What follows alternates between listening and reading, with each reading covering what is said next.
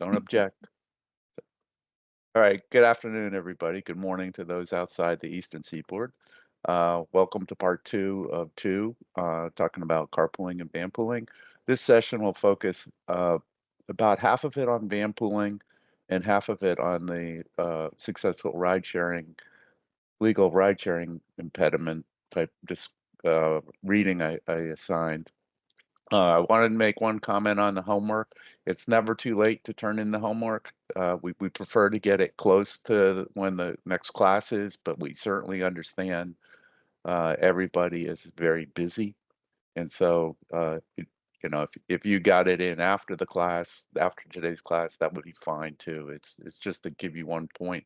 I had hoped to go through most of them a little bit closer than I did, but it looked like for the most part, everybody who uh, did it correctly. There may have been a few that skipped providing the carpool percentage, but that's okay. I wanted you just to get some exposure to using the American Community Survey to give you an idea of the types of information that's available at your fingertips at a variety of geographies too. Okay. So again, this session will focus on van pooling, and then we'll talk about the successful risk management for rideshare and carpool matching programs.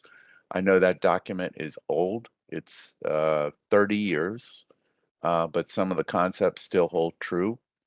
Maybe some of the legislation is certainly at the state level may have changed, but it's a good starting point because it seems to be one of the objections some employers may raise or some concerns employers may raise in promoting transportation demand management, carpool, vanpool, and riding the bus, etc. And then we'll lightly touch on the effectiveness. Okay, next, skip. Okay. There are a variety of different van pool programs. More so, they're kind of more uh, private operators, third-party providers than there are owner-operated vans. Those had their, in Northern Virginia in particular, there was a large group of, actually some people owned their own little fleets and were operating van pooling as a business.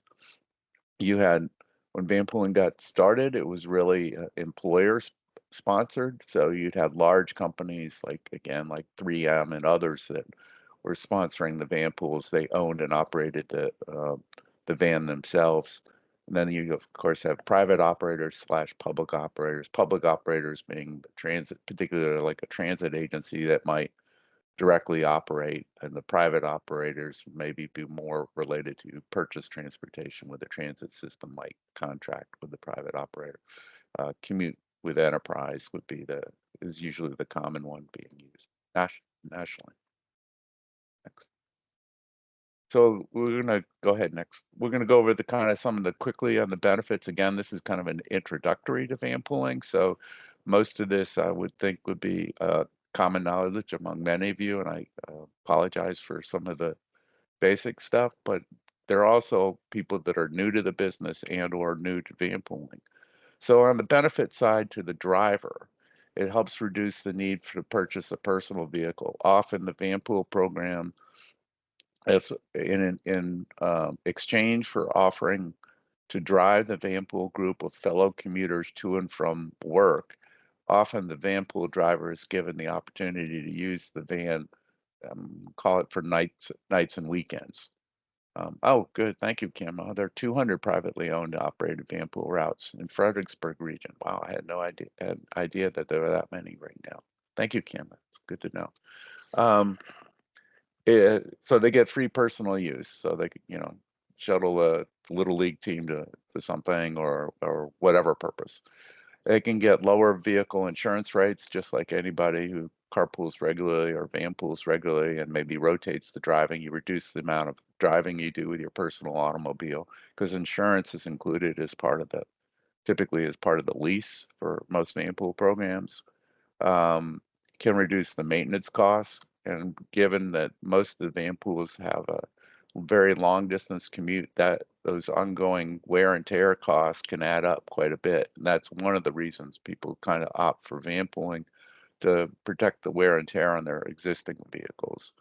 And of course, one of the true benefits of a program where perhaps it's a kind of a rental situation, if you would. There's no long-term commitment on the driver's part to operate the or commit to the van pool. So if the van pool starts to dissolve, if some people leave the van pool and they can't replace them with additional riders, they can essentially turn the van back in within 30 days. Now, on the concern side, they're currently locating riders is never easy, and backup drivers can be a particular challenge too. Um, in some cases in the past, they had more of a responsibility for, or somebody within the van, maybe not the driver, for collecting payments. That's done a little bit differently for the most part, and I think you'll see it changing in the future. And then maintaining a list of backup riders. So the idea that, if can you oversell and um, have a group that you can tap when a vacancy occurs. Next, please. On the rider side, some of the benefits again are reduced stress, reduced wear and tear on the automobile. Um, it's not uncommon to, when you talk to a Vanpool group, to recognize that it becomes kind of like a little family, if you will, or a family that talks together. Not any other kind of family, but encourages new friendships and develops a reason for continuing. In fact, some groups have done it a very long time.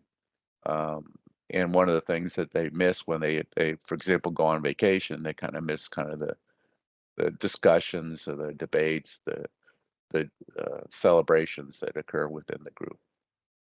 Now, from rider standpoint, it can increase travel time depending if they have uh, access to a high occupancy lane or managed lane or not. Um, it often requires a fixed schedule. There's a little less flexibility than you might have with a smaller carpool, where there might be one or two people that are could agree to stay a little bit later if somebody's running late. Van pools typically will try to keep to adhere to a more of a stricter schedule. And then depending on the travel distance too, it can be perceived as much higher cost. So a one-way, a shorter trip of 15 to 20 miles, it's relatively short for a van pool.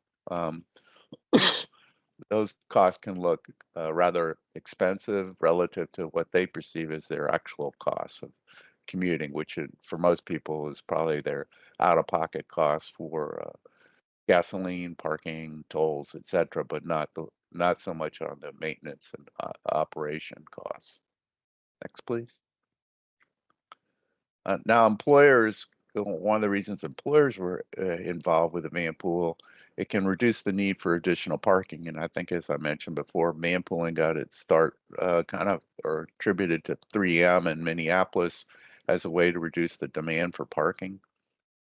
It can increase access to labor markets. That image in the lower right-hand corner is kind of a representation of commute distances that say within a 15-minute commute, a 30-minute commute, a 45-minute commute, etc. Um, at the longer the commute time, the more likely that they're more likely for potential turnover. Um, the van poolers can actually provide an effective low-cost recruitment tool. So somebody that is living far away could still essentially take the job, knowing that they won't necessarily have to do all the driving every single day. And an employer can enhance their benefit package by offering the qualified transportation fringe benefit, which right now is up to $315 per person per month per person. It doesn't mean that they get automatically 315. We have a separate module on this. I'm not going to get into a lot of detail, but you basically, um, the employer can decide how much subsidy to give to their employee for riding in a van pool or riding in transit or paying for parking. Um, on the concern side, it can be, most of the employers, I think, have kind of transitioned out of owning and operating their own fleets for the most part. Um, because of some of the, the cost and administrative aspects of it. We'd already talked about the employer could have the same concern about on-time performance, especially if they have a lot of employees in one vehicle and the one vehicle breaks down. Now you're short not one employee that might have had a flat on the way to, for example, to work. Now you might have, 5 to 10 people that are late because they have a flat tire on the way in. And I know that some employers in the past, when I've talked to them, have raised concerns about the loss of confidentiality or proprietary information that might exist. I had one employer who was a bank that didn't want their employees riding with members from another bank because they were afraid that they would compare salary rates, and then they would jump for a dollar an hour more to the other bank as a result of that. And that was during the time of a lot of concern about gas prices, et cetera. So even under that case, there's some concern about that. Um, there's probably that desire that the employer, that the Vanpool be an employer-specific van, but if that's the case, they're not going to be eligible for the commute benefit at 315. Next, please. Vanpooling, what it can do, and I'm going to go through over the next several slides, kind of what vanpooling's niche is, because it does serve, relative to other forms of public transportation, it does serve a particular market coverage. It really can look towards expanding fixed route transportation, transit service, essentially reaches areas perhaps with lower density and or travel at times that the fixed route transit service is not justified. Um, it can actually, what you have a lot of the van pools that report to the National Transit Database, and that data is used to figure out what federal and state funding comes back to the transit agencies. So the van pool can actually help generate additional revenue for the transit agency, and actually could be plowed back into the van pool program, which would be the ideal way of doing that. If you think of that, it's like, how does that work? So if you look at kind of a simplified version, if you had 10 people in a van going 40 miles equals the same as 40 people in a bus going 10 miles. It's 400 person miles for a trip, and that's what's used in kind of one of the formulas to determine how much money a transit agency will receive. Next, please. It often gets raised as, well, aren't we competing with public transit? For the most part, I'd say no. It tends to, we've a lot of transit agencies operate or purchase vanpool service.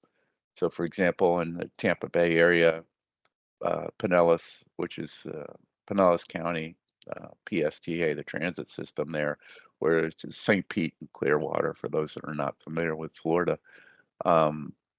They actually operate the Vanpool program and contract that out. The same as Lynx in Orlando, and the same in South Florida too, Fort Lauderdale, the Miami area. And one of the advantages of vanpooling relative to public transportation, from a cost standpoint, is we're using fellow commuters as drivers. So we're not using paid professional drivers. These are not. There doesn't require a commercial driver's license, for example, to drive a vanpool up to 15 passengers. Next, please. If there are any questions at any time, please stop me. Listening to lawyers lawyers talk for the last couple of days, so I can recognize with people going on and on. Summary of vanpooling. Again, overall, I'll go over each one of these so you can see it, but it has the longest average trip length, vanpool, relative to other forms of public transportation. It is the highest average revenue speed, the fastest mode, if you will.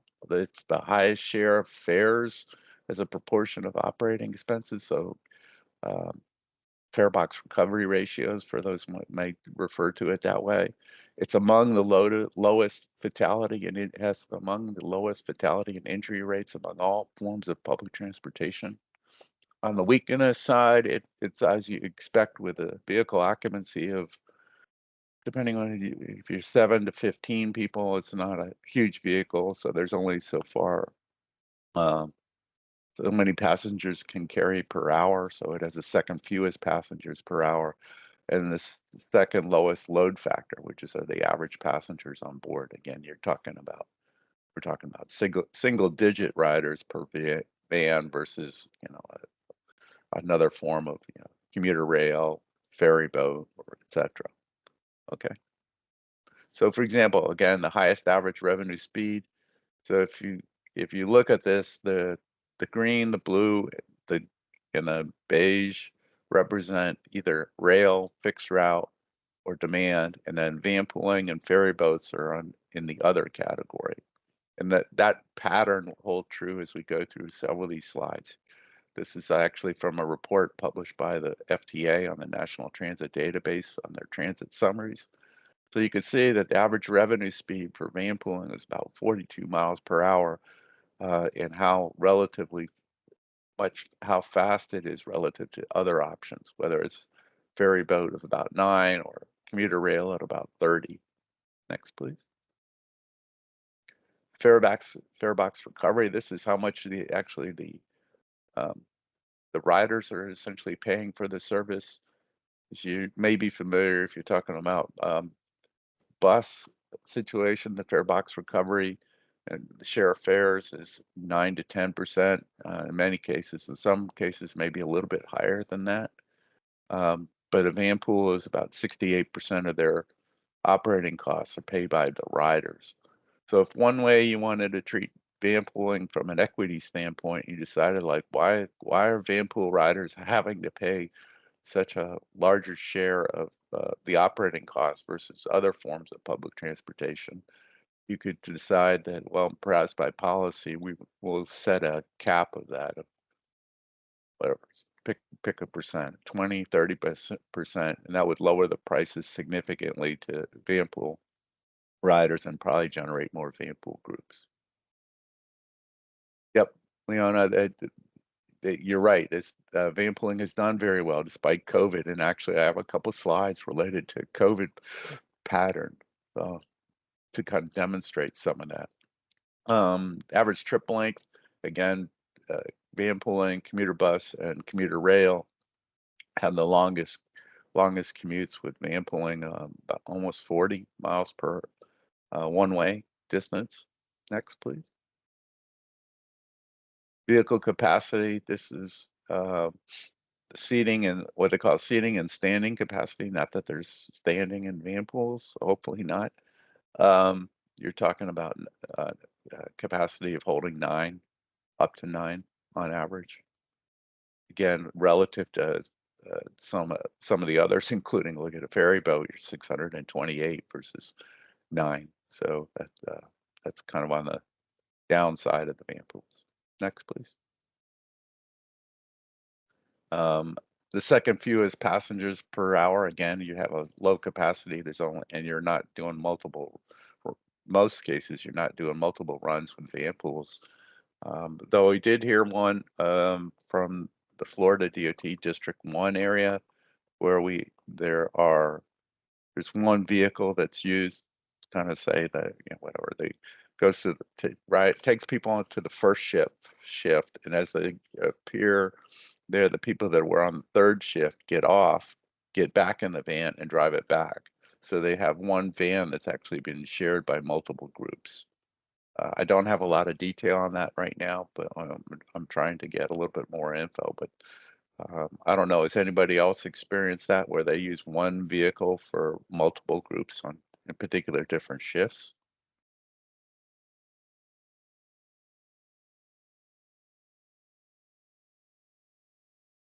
Oh, look, it doesn't look like anybody's indicated that. Okay, next, please. Average passengers on board. Oh, David, you tried and tried, but to no avail. Yeah, it would seem, and they think that would be it's a pretty challenging arrangement. Yeah, average passengers on board, again, it's passenger miles of travel over vehicle revenue miles.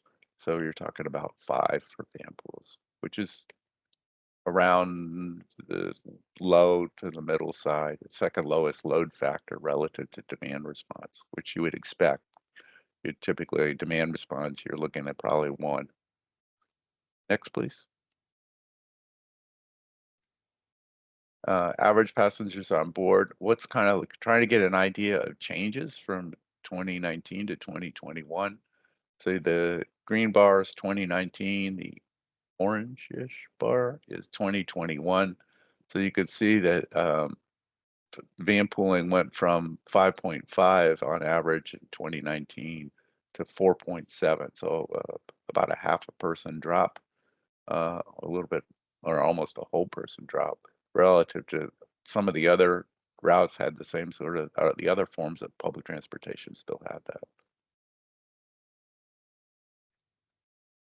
Oh, that's interesting, Kyle. Your team likes to say we're more than a bus company working for a transit agency. Yeah, that's yeah, back in the day you used to also refer to as mobility management, which is actually what kind of Europe refers to as what we would refer to as TDM. They call mobility management, but that's kind of the concept. You take that philosophy is we don't care what vehicle you use, we'll get you there, or we'll try to get you there. Next. Oh, yeah, ferry boat was off the scale, so I inserted the text there just so you could see what the drop has been from 112 to 69. It's also van pooling has like the lowest injury rate of less than 1 injury per 10 million vehicle revenue miles, relative to all the other forms of public transportation. Excuse me. And then has the third lowest fatality rate of about 0.15, and I think it's also passengers. Uh, I don't think that's supposed to be. Yeah, I guess it is passengers per hour service. Next, please. All right, let's talk about the idea that what's happening with van pooling on a pre and post COVID. What really is happening? So we And go ahead. Gary had a question in the comments. Oh, okay. What is the opportunity to adopt electric vehicles for carpools and vanpools for air quality purposes? Um, there's still some, from what I gather, talking to some of the vanpool folks, there's still some concern with range anxiety. Um, I think that as vehicles become more substantial and electric charging stations become perhaps more available. Um, but yeah, and cost, well, certainly cost would be part of that too. That's a good point, Ken. Thank you. Yeah, I I do think that there's an opportunity to consider it. It might even open up, depending on how it's funded or how it's sold. It could end up perhaps for shorter type trips, and it might penetrate a market that van pooling doesn't really approach. And so that average one-way distance of what, about 40 miles an hour, that came down. It might become less of a concern. But the issue is you need to have charging both at the home end and probably at the destination end, depending on how long the commute is. So we took a look at the unlinked passenger trips from the National Transit Database. Um, you may be familiar with it. They need to submit monthly reports. So these are monthly totals from, it goes back to 2002, I think. Um, I went back to 2018 just so you could kind of get that idea of the fluctuation. And I think you might be able to tell when COVID hit. um, they hit that cliff and then off they grew. And then you start seeing it starting to creep back up from about March of 2020 to where it is today, first part of 2024, March of 2024, I believe is the last one. Next, please. So go back for a second, would you? So that where that cliff occurs at the bottom of the cliff around March 2020. I took that through 2024, so not that full line, but just the where are we now or where have we been since COVID next. And I plotted that so you could kind of see I cut off the earlier part. So this is about April 2020 through March. And if you put a regression line through that, you can kind of get an idea that um, what might happen. But to get back to that level where we were at about 3 million um, unlinked passenger trips in the Vanpool, among all the Vanpools in the country, it'll take about 6 years at that rate that we're seeing now to get back just to where we were pre-COVID. Um, and that's, again, expressing it as a regression line. Next, please. So what we did is, well, let's look at some of the bigger Vanpool programs. So the green you'll notice is like what is going on is it's not the Alps in the background of this. Um, it's actually the California Vanpool Authority provides a lot of vans for the agricultural industry. That's where I think the dips are, is when they don't require as many employees. But that was not uh, severely impacted, it appears, relative to all the other Vanpool providers. So the LA County, the MTC, and the San Francisco Bay Area, Sandag and San Diego, and King County and Seattle. You get an idea of each one of those. You can see that fluctuation. They each had, some of them had a bigger drop off, LA, and the MTC, no, not the MTC, San Diego, I think, uh, had a bigger drop off than some of the other ones. But they're tracking that continual growth in the right direction. Next, please. So I also then looked at the number 6 through number 10 Vanpool programs. I just didn't want to focus on the top 5, the 5 with the largest number. So Utah, the RTC of Washoe County, Victor Valley, I can't remember exactly where that one is, San Joaquin, and Virginia's area, Potomac and Rappahannock Transportation Commission. Again, you see the fall off, or some of them had significant fall off in this March to May 2020, and now they're all kind of growing back up. Utah seems to be leading the charge of recovering much quicker to where they were prior to COVID. So you get an idea that yes, Vanpooling got hit hard, like all other forms of public transportation, but it seems to be recovering. Again, the focus was not on vehicles, the focus was on unlinked passenger trips.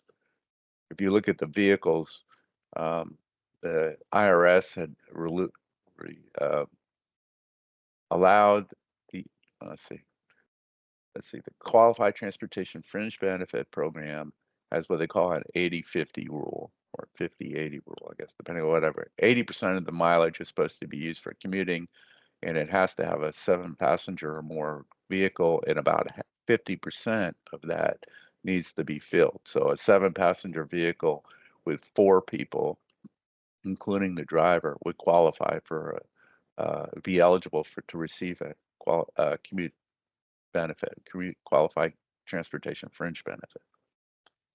But they really reduced that if there was essentially the reasonable to think that they can fill those seats going forward, then they were allowed to continue to provide the benefit outside the minimum requirement of the 50% or 4 people.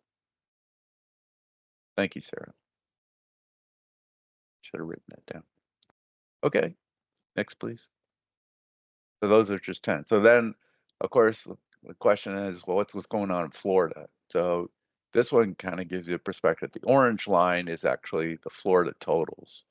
So you can, and it goes back to 2000. In this case, we went back as far as 2002.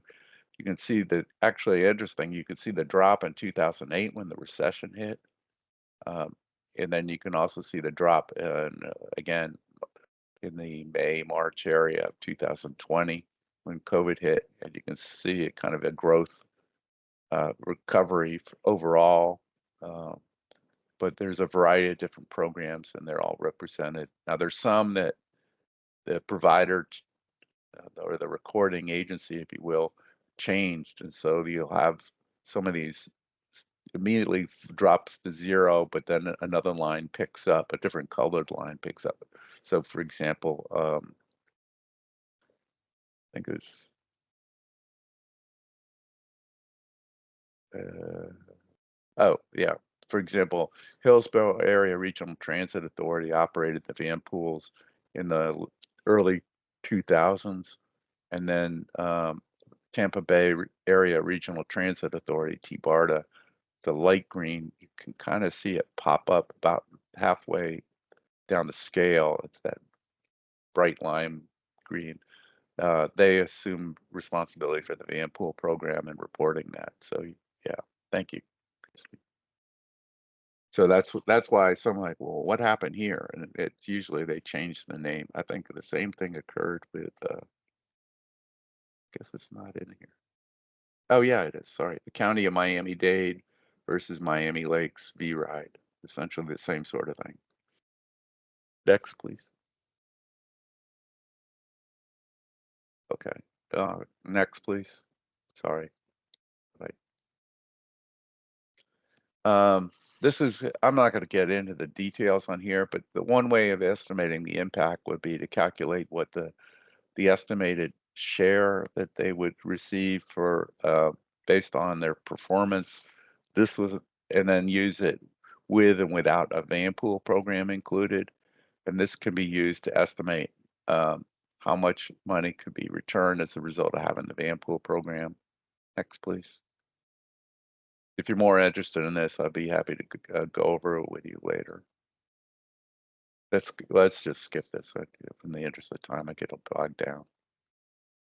So we've talked about, driver benefits, rider benefits, employer benefits, but there's also commuter benefits, community benefits, excuse me. It does provide the ability to provide service where you perhaps don't have any sort of service, bus or rail.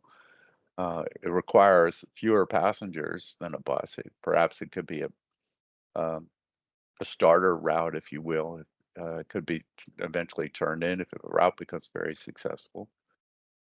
It increases, I didn't get into a lot of the details in the previous slides, but it can increase the amount of money back to the region for that by reporting it to the National Transit Database. The fare box recovery ratio is very good for vanpooling relative to other public transportation forms. Uh, Technically speaking, a large 15-passenger van could, in effect, reduce up to 14 vehicles. In reality, many vanpools probably start with kind of a small carpools come to form, but you can get the idea. It really does reduce can reduce a lot of vehicle trips. The Federal Highway estimated that it can reduce vehicle miles that travel by 1 to 8%. And then there's an air quality benefit and reducing dependence on fossil fuels. Okay. Others kind of concerns with is where do you find the startup funds? In Florida, though technically our regions do get congestion mitigation air quality funds or CMAQ. They're also used by the department for other purposes, other forms of reducing congestion. But in some communities, CMAQ dollars have been used to set it up so when you report the NTD data, it's essentially does not instantly turn into cash coming back to you. It takes at least 2 years for that impact to affect the amount of money that comes back to the region, the region. There's often a challenge if you're trying to grow the program of continuing turnover in ridership. People change, retire, move, etc. And so that's almost like an ongoing challenge for most vehicles. Especially it can result in if the fares are distributed equally by the riders, and then you lose a rider or two, and then that rider or two's fare is then redistributed, reallocated to the remaining, it can increase the cost to the remaining riders. And as a result of that can be, okay, that's not what I signed up to pay, and kind of spur a further collapse of the Vanpool program. There's often a debate on interjurisdictional travel. Vanpoolers don't pay a whole lot of attention to boundaries, but politicians might. For example, if you're subsidizing the Vanpool program as a public agency, underwriting, say $500 a month toward, towards the Vanpool cost, excuse me, they may go, okay, I'm subsidizing a van that originates in a county outside of our jurisdiction that comes into our to an employer within our jurisdiction. Why am I subsidizing using taxpayer dollars from my community to subsidize the commute from people from another community? And that argument can't come up. Um, I think part of the answer is you're helping employers within your community deal with recruitment and retention of the workforce. But you can hear that objection raised occasionally. Um, and it can be susceptible to changes in policy. Again, it's the commute benefit is now 315, but it has also varied considerably over the years, gone up, gone down. Um, it hasn't impacted carpool or vanpool or parking or transit, but they did suspend the bike benefit as that was a part of it till 2026. So a quick change of that, if they change the amount, for example, if they lowered the amount, that could influence how much employer subsidies are allocated to employees and could affect them. Oh, I'm sorry, Bernard. Is it plausible for a HOA or small community program to establish a Vanpool program? I want to see if more rural areas where buses do not serve would benefit from this.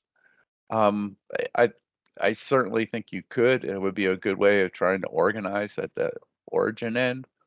Um, there are there have been approaches like call them zip code parties, if you will, where you gather people from the same general zip code or zip codes and just put them in a room and talk about the program to see if you could form a possible group. So yeah, it was certainly plausible. If anybody has anything they'd like to add to that, to Bernard's question, please add it in the chat. Next. Yeah, subsidy schemes, most of the Vanpool programs I think that I've seen typically have the public sector paying $400 to $600 a month to reduce the cost to the riders, and then either the riders pick up the balance and or split it with the employer in some manner. It does offer where it's favorable is if there are single occupancy vehicle parking disincentives. So if the idea is preferential parking where you can park near the entranceway, for example, um, may contribute to the more support, or like for example, one of the largest Vanpool programs in Tampa is the James A. Haley Veterans Hospital, and all their Vanpools parked together, like is directly across a short 2-lane road, basically to the main entranceway. They get preferential treatment.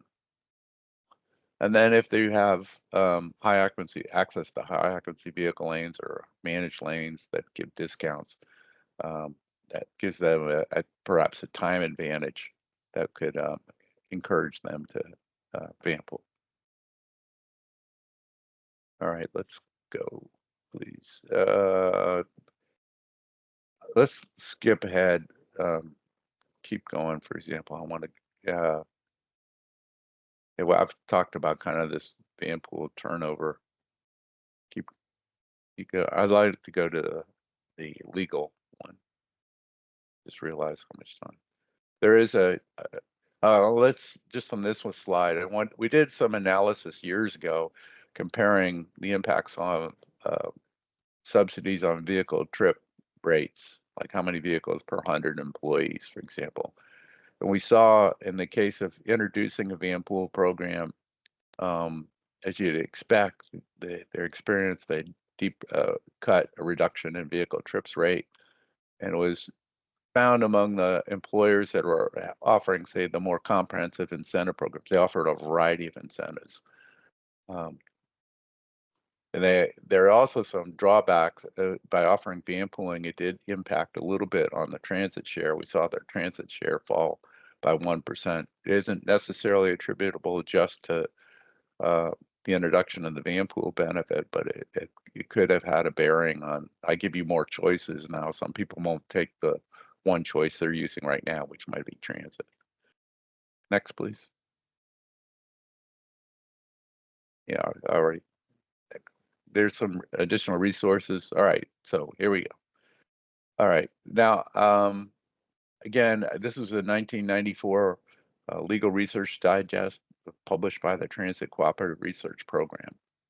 And it's kind of though it is dated, it's certainly worth a read. So it does help answer some of the questions you may encounter talking to employers, for example, about if I promote this, what's my liability? If I encourage my folks to ride in a Vanpool or a carpool, what's my liability? So there are four basic models. There's employer operated carpools and vanpools, owner operated, excuse me, which you probably see certainly more from carpools. And now we know that 200 plus out of the Northern Virginia, Fredericksburg area on the vanpools. There's third party vanpools. There's an employer sponsored. There's still where the employer might pay. Many of the vanpool programs, largest subsidy programs, or the programs that are the largest in many areas, are those that are federal agencies, because the federal agencies often subsidize the employee rate, maybe up to 100% of the remaining cost after the public's subsidy is applied. Next, please. Now, liability actually turns on the program elements such as who's administering the program, what's the scope of the service being provided, who owns the vehicles, if that's appropriate, who screens the vehicles, uh, who does driver training. Those type of things will determine liability. Um, there are state laws, I'm just skipping down a little bit, there are state laws limiting liability. I have at the end of this set the Florida code sections that refer to employer liability associated with ride sharing. And essentially it amounts to if it's not part of their job function, they're not requiring you um, to ride in the van pool, for example, and or required you to ride in a carpool, or they ask you to do some work-related travel as associated with your commute travel. That one may open up liability exposure to the employer for doing that. But if they don't require you to do things, you won't be subject to that liability. Next, please. Okay. We'll go over these in the next couple slides. So it's the liability of the ride-sharing promoters or organizers, in particular employers. The vicarious liability of it, which are those that are promoting and organize the program for injuries that might be incurred, and workers' comp. I'm going to skip over workers' comp, but basically it involves, look at the orange block. That it may kind of concern you, but the more involved an organizer becomes in administering the program, the greater the potential for liability. What we're getting at here is, for example, when you ask people, well, what would you like to know about a person or a driver that you might be riding with? And they start listing things like, well, I want to have a credit check. I want to have a criminal background check. I want to have a driver's license check. And those still may occur for a third-party Vanpool, but from a carpooler, if you start taking that on as an agency, you're actually exposing yourself to more potential liability associated with that. Because if, let's say, it slips through the cracks, if you will, that I was talking to somebody, and we checked their records, and they had a clean driver's record, and then next weekend after we checked it, they get a DUI, driving under the influence. But that would not appear on our records. So then we're attesting that this is an excellent driver when in fact they had a DUI at that point in time. So that done again and if they're in an accident associated with that, that can expose the agency promoting it. Next, please. Again, if there's no duty owed for riders if the employer does not own or operate a vehicle, and it just merely encourages. And this is what the Florida statute kind of says, as long as you're just encouraging and you're not requiring them. So for example, in the past, there've been some trip reduction ordinances where the employer could be fined by not reaching an average passenger occupancy level of a particular number. So not failing to submit a plan to get to that number, but failing to actually reach that goal. In that case, then you can imagine the employer has motivated to avoid that penalty to kind of, quote unquote, force their employees to say perhaps this week to carpool. I want everybody carpooling this week. You need to carpool with these people. I've matched you. Here you go. That's your person. If that's what an employer does, it exposes them a little bit more. What you want is, again, that goes with maintaining the vehicle. Is the employer maintaining the vehicle? Contacting a ride-sharing agency or a transportation management association, for example, it typically requires them to contact people included on that, but there's usually some waiver disclosure that we're not vouching entirely for the participants in terms of their driving record, for example. We're not doing that, and you might actually, I know it's a little less common nowadays, on your online matching system, you may have some disclaimer that they need to click on and accept before they can move forward toward doing that, which states what you're attesting to is what they would happen with contacting somebody, other potential participants, but you've not done, again, say a criminal check or driver's check. Next, please. And again, the more involvement, the more potential exposure. So if you're maintaining the vehicles, obviously that creates some exposure. So if you rotate the tires and then you forget to put on 2 lug nuts, yeah, you might have a challenge there of maintaining that vehicle. Next, please. Next, please. I talked a little bit about that in mandating. Definition of in some cases of ride sharing. I know when Uber, Lyft, and other transportation network companies were first forming, there was a little bit more discussion of ride sharing in that terms, which was truly not ride sharing because it's essentially taxi service. But how it's defined in your state statutes could make a bit difference about what is covered and what isn't covered. In the case of Florida, it talks about specifically carpools, for example, or who's doing the promotion. So that explains what's covered. Next. Here's the Florida definition of ride sharing. I'll leave it up here for a second.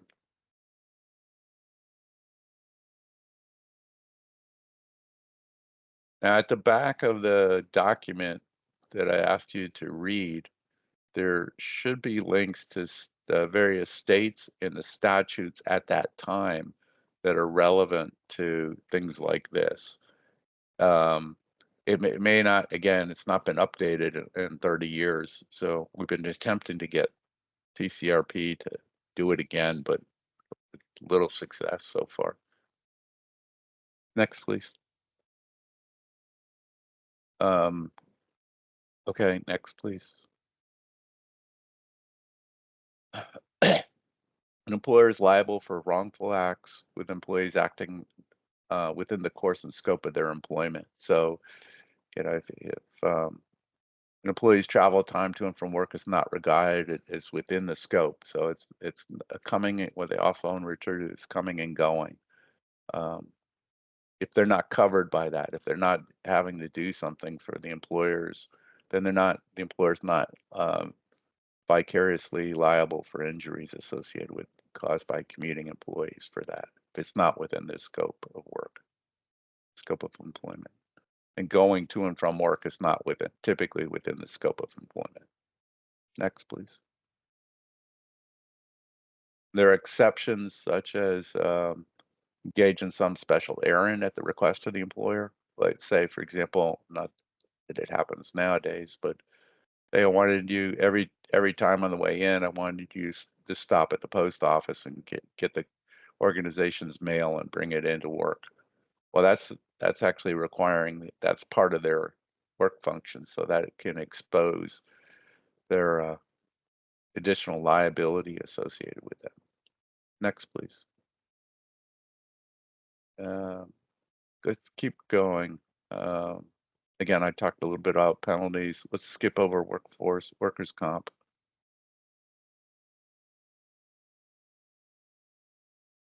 Okay, incentives. Incentives paid to an employee might be considered compensation, so it could be considered commuting within the scope of the employee's workday. However, there's some states, again, Florida's being one of them, that says employers are not liable for injuries. So I recommend you always check with your state statutes to see if you're covered there. Most at the time that this was written didn't provide such immunity, and that there was some uncertainty regarding cash incentives and what would do. Okay, Cause asks, is there any future projection models for Vanpool ridership similar to 2018? Uh, yeah, despite remote work, any suggestions for increasing ridership on the pool? Possible matches seem to be quite less. Yeah, boy. Yes, I mean, there are a variety of different ways of growing it. Most have dealt with financial incentives. I think we've heard at the Florida Commuter Transportation Summit that was held about 2 weeks ago at Fort Lauderdale. We had a presentation by Commute with Enterprise who kind of gave a little bit of a preview that they're going to be perhaps introducing in the fall the accommodation of hybrid workers in the Vanpool groups, where rather than the Vanpool group being responsible for the full payment of the fares, it would be organized, but it would be handled through Enterprise. So part-time, people could basically buy a part-time pass, if you will, to access the Vanpool. Is my understanding. They didn't give a specific date, but I think they mentioned the fall. So there are new ways of trying to figure out how we could group that. The one thing that they had in there, though, it sounded like you needed probably to have, like 8 or 9 people, where maybe some people you'd have 4 people use it on any given day because of the hybrid work schedule. So you'd need a bigger pool of people to pull from. Um, but the person would be paying for as much as they need. So whether you're buying it all on a daily rate or you're buying it on multiple days per week, it sounded like there's going to be a new option there that might help spur additional interest in it. So that might be something to look at, and it may be something that if you're operating in an agency that directly operates their transit service, they may be looking at something similar to that, I would suspect. Um, yeah, it's certainly a murky situation. All right. Yeah, let's keep going, please. Yeah, I'm gonna have to break this into another section. All right, keep going. Go. Flip, please. Yep, keep going.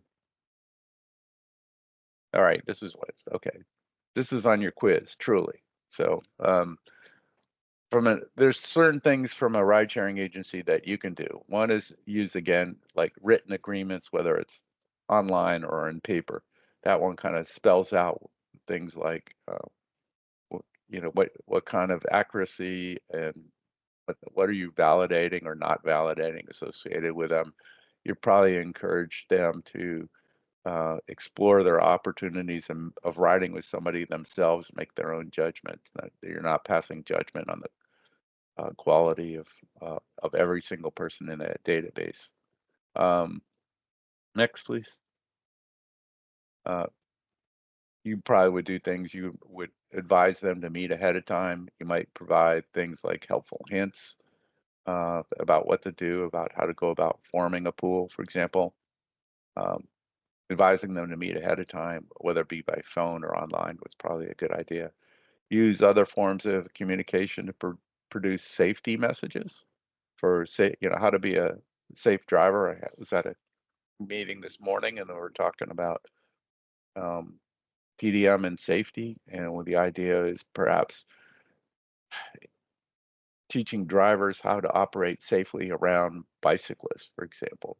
It's not teaching just cyclists to be safe, but how trying to deal with drivers that way. And the same could be held true here with vanpooling or carpool, how they could be performed safely in a mixed mode environment.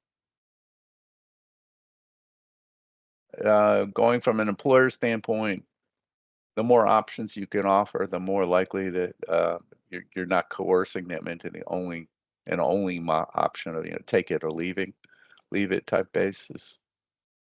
So steer clearing away. It says we say here, steer clear away of any suggestion that the employee is in any way required to use that particular mode. I don't think that happens very often. Certainly, many take advantage of a third-party provider by shifting some of the liability associated with that. Unless you were negligent in the selection of that contractor, you're likely going to be protected. Next, please. Uh, Third parties can do things like driver screening. Um, King County at the time was offering safety orientations for Vanpool drivers that they operated. Preventive maintenance programs. These are the things that either employer-owned or leased fleets or third-party providers can and should do, and often do, like driver screening. So they do. You can pass that responsibility to them. Next, please. Um, oh, next, yeah. Okay, that we can stop here. These are the sections. There's employer liability limits for ride sharing section. Next, please. Let's just show quickly this is a continuation. Next, employer liability limits. General exemption from the inspection of what we call the sunshine laws here in Florida. Having access to the who's asked for carpool info is protected. Does not need to be provided. Next. So I'm sorry to rush that last part. It's always a challenge, but those are, I think, good questions. I hope this helped. As Christine indicated, please complete the evaluation. The link is in the um, chat, and she'll send it out with a um, link to the recording as well tomorrow. Okay. There any questions, comments? And next week we're going to talk about the emergency ride home program. Sarah and I'll probably be co-teaching that one. I appreciate all the input you provided on the Vanpool too. It's always helpful because there's so many changes coming. Great. Well, everybody have a great week. Great to see everybody. Have a great week, and we'll see you next week. Bye-bye. I'll hang on online for a little while.